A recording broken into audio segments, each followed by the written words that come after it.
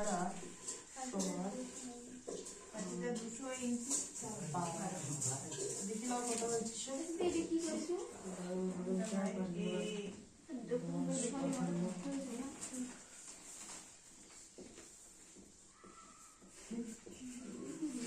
এই টাকাটি হচ্ছে 12 মাসের টাকা, মানে এটা 1 বছরের টাকা। তাহলে আমি যদি গেলাম, অতএব 1 বছরে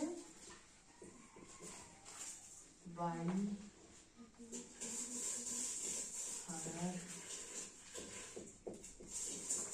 পরিমাণ হচ্ছে আমার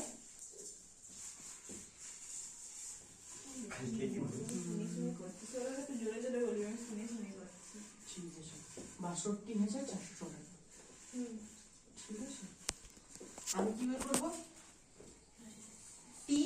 মানে যেটা রহমত চাষে যে টাকাটা ধান নিয়েছিল, তার ধান নেওয়ার পর থেকে বাড়িটা তৈরি করতে 1 বছর সময় লাগিয়েছে। তাহলে মানে কত সময়ের মধ্যে বলে এসেছে, প্রশ্নটা হয়েছে কত সময় তিনি টাকাটা পরিশোধ করবেন। তাহলে আমি ধরে নেব, মনে করি